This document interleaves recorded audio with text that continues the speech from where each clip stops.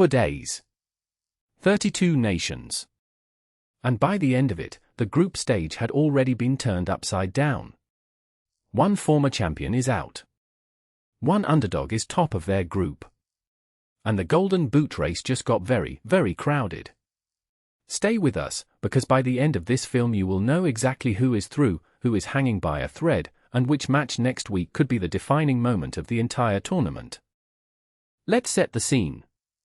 Across 5 venues in the United States, Canada, and Mexico this week, 15 group stage matches were played across Groups A through F, 51 goals. 7 different nations scoring 3 or more times in a single game.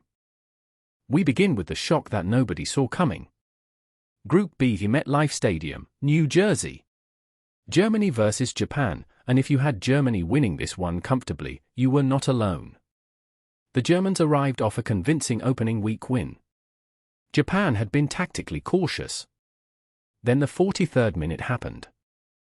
Japan's press suffocated Germany's build-up from the first whistle, and when Ayase Ueda found the bottom corner with a clinical finish, the entire narrative of Group B shifted in an instant. Japan won 2-1. Germany, suddenly, needed a result against Spain just to stay alive. Here is what Group B looked like after that result, and why it matters so much heading into the final match day. Germany at 0 points after 2 games. A nation that has won the World Cup 4 times, their second consecutive group stage elimination would match the humiliation of Russia 2018, when they crashed out without advancing. History threatens to repeat itself, and next week's Germany versus USA is nothing less than a survival match.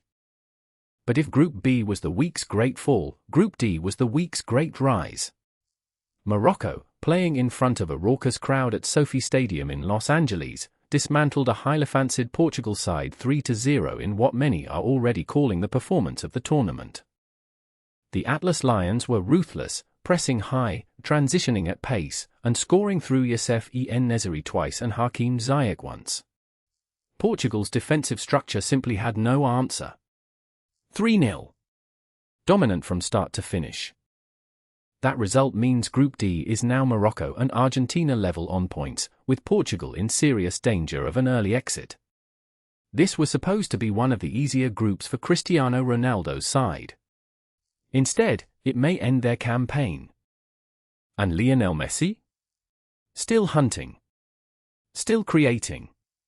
He turned 39 years old this week and he is still the heartbeat of an Argentina side that beat Saudi Arabia 2-0 with a masterclass of positional play. Messi didn't score, but his 2 assists were vintage, unhurried, impossible to intercept, completely decisive. Now, the Golden Boot race, because this is where it gets fascinating. Through week 2, 3 players are separated by a single goal at the top of the scoring charts. Erling Haaland is leading the race with 4 goals in just 2 appearances, including a hat-trick against Ecuador that had everyone asking whether Norway, at their first World Cup since 1998, could actually make a run at this thing. He looks unstoppable right now. Haaland's hat-trick came at AT&T Stadium in Arlington, Texas, capacity expanded to over 93,000 for this match, the largest crowd of any World Cup game so far this tournament. Norway won 4-1. Ecuador never recovered. And Norway, remarkably, now sit top of Group E. Chasing Haaland, Kylian Mbappé, who has 3 goals and is, as ever, the most dangerous player on the pitch every time France set up.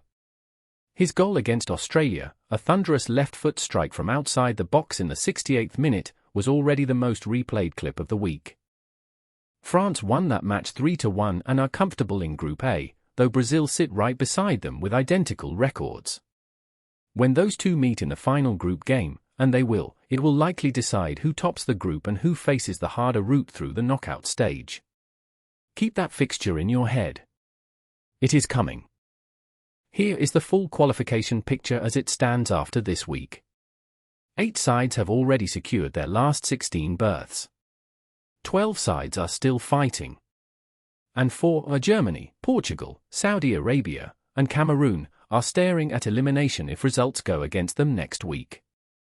Before we look ahead, let us talk about the week's most underrated storyline, Lamine Yamal.